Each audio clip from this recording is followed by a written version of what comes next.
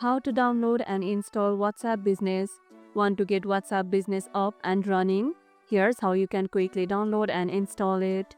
First, head to the official WhatsApp Business website and click the download for Windows or download for Mac button, depending on your system. Once the installer finishes downloading, open it and follow the on-screen prompts to complete the installation.